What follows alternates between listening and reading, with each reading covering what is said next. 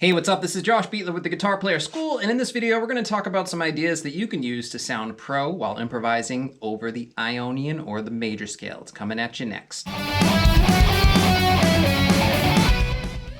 For the best guitar tips and tricks when it comes to improvising, soloing technique, and more, be sure to subscribe, hit the bell for notifications, and check back every single Tuesday for new videos.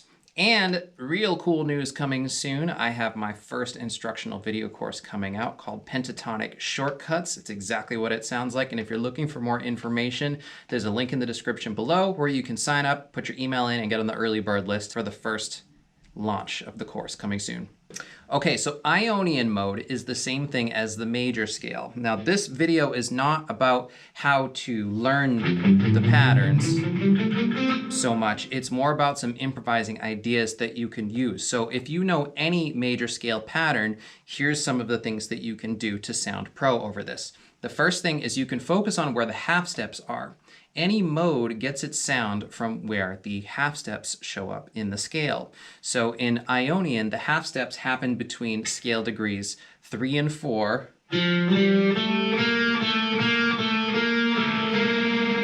That half step sound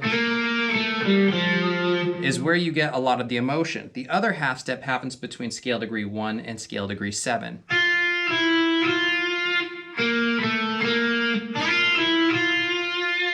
So in this first example, I'm going to play over this backing track and I'm going to really hone in on where those half steps are. And I'm going to pretty much ignore what chords are going on in the background. This is a backing track by Elevated Backing Tracks. It's an absolutely awesome YouTube channel. I highly check them out. Link in the description below. Subscribe. They have amazing backing tracks. Here we go.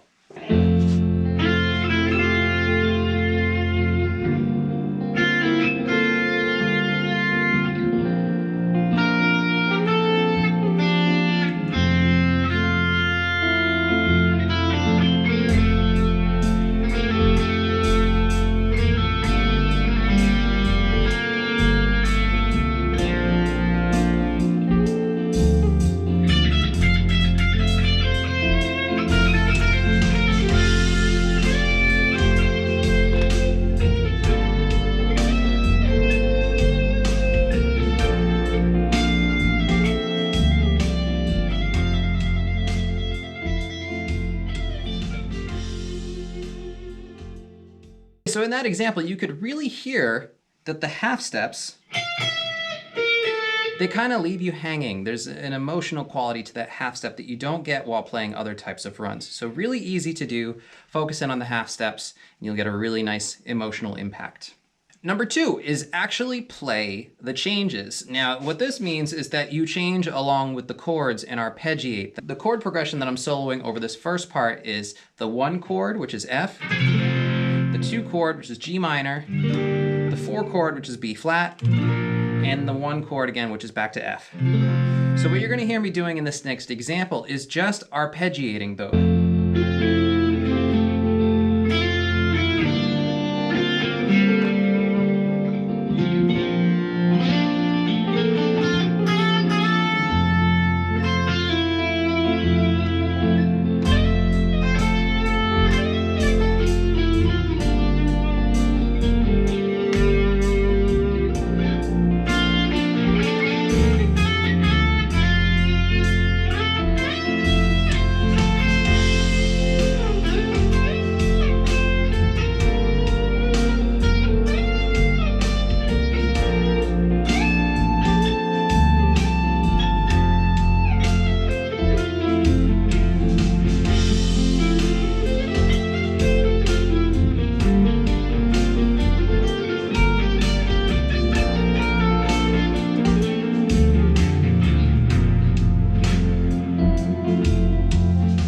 All right, so with that one, we had a little bit more movement, but by arpeggiating the chords, you could really hear the changes in my lines. And if I did this correctly, you should be able to hear the chords while I'm soloing, even if I wasn't playing along to the backing track. Okay, the third example, what you can do is you can play some sequences. Now, a sequence is a scalar pattern that's repeated throughout the scale. I'm gonna mix up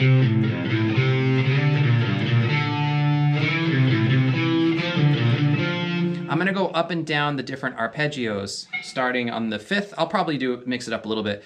But the point is that when I'm doing this, I'm actually not thinking so much about the chords that are going by. I'm just listening to see how they fit, if one sounds good. If it doesn't, you move to the next one. And again, just giving you different techniques to practice and think about. So when you're improvising, you can forget about all of it and just kind of let it loose. Okay, here we go.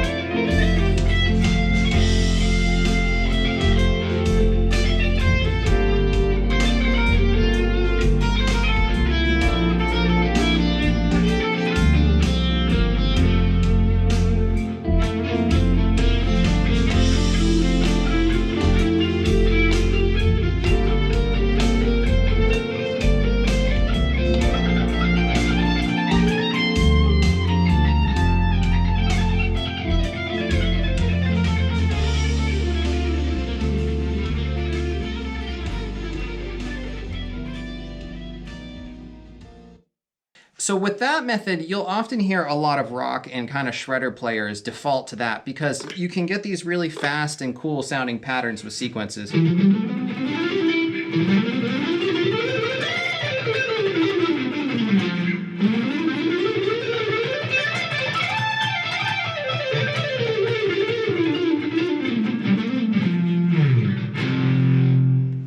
Now, you get some people out there that listen to that and they go, oh, that's just mindless shred, and they can say whatever they want. The point is, when you do a sequence, you are creating a pattern that the ear can hook onto. And that can be a really intricate sequence or a really simple sequence. But a sequence is a pattern that the ear likes to hear, and it will sound really nice. That's it for this video. Be sure to leave a comment below. Let me know which one you thought sounded the best. We have 3 tips. Focus on the half steps, arpeggiate the chords, and work on your scale sequences in order to sound really great over a Ionian mode or major scale backing track.